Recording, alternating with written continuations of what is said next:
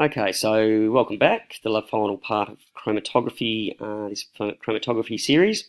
Um, just at the end of the last video, I just explained how gas chromatography works and how this apparatus works to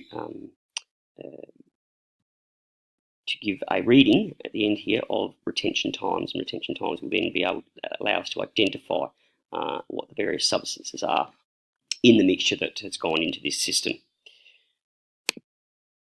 Next slide. So just to give you an idea of what is within the column of this system, so the column is here, which is where the stationary phase is located. Within that, if we were to do a cross section, we would see on the surface of the column this stationary phase here, which is packed with this material that would either, in many cases, be polar, and the materials or the different components of the mixture will adsorb to the surface here of the column to different degrees. And the degree to which they adsorb to this column in the system it determines the retention time. Just to give you an idea of what it looks like, what a retention time, sorry, I'll just move myself over a little bit. The retention time readout looks like. Okay, so we can see there's various substances that have emerged from the chromatography system at different times. This would be in minutes. So substance A sorry about that. Substance A has emerged after 2 minutes, and then a whole lot of others at various times after that, and then F being the last one to emerge at around probably 13 minutes. And again, if you were to find the known standards of these, you could compare them and identify the substances. By the way, the standards are determined by actually putting lots of different substances, just the pure substances within the chromatography system and seeing their retention time or their RF value if it was thin layer chromatography. So that's how we know what they are. And then, of course, they are. You can find those values in various places. All right.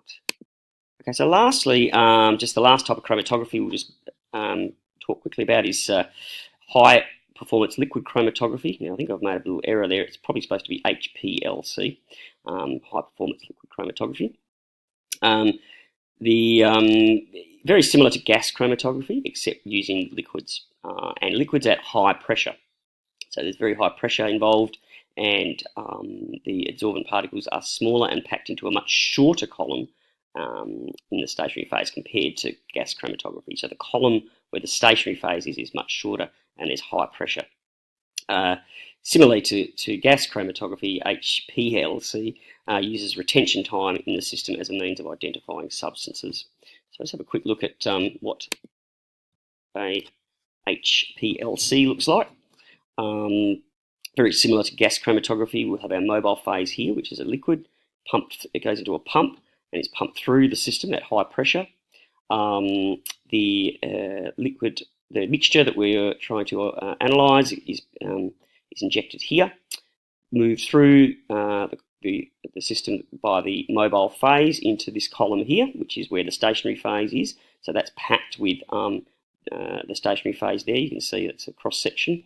And then they emerge at different times out of the system and are detected here by a detector, which then gives a readout of retention times. Again, same thing. If the substance has a longer retention time, it is likely to be more polar if this stationary phase was polar, and if it was very quick retention time, then it would likely be more non-polar because it is not adsorbed particularly well to the stationary phase in here. Okay.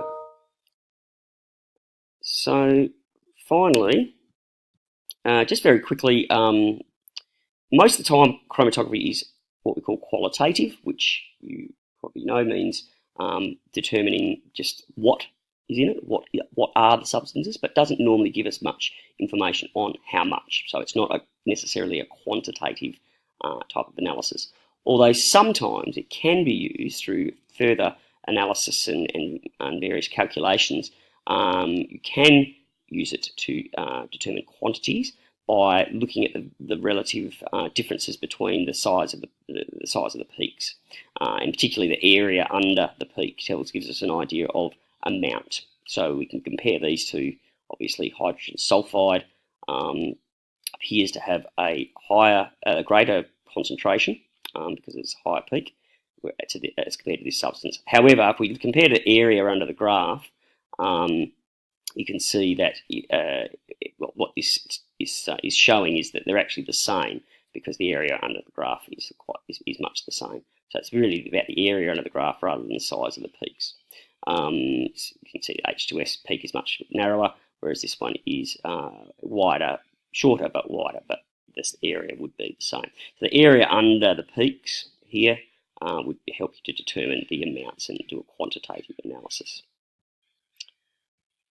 Okay, so that concludes our series on chromatography. I hope you've found it useful. A couple of YouTube clips here that can just give you a few other illustrations of chromatography and give you a bit more insight into what it looks like and how it works.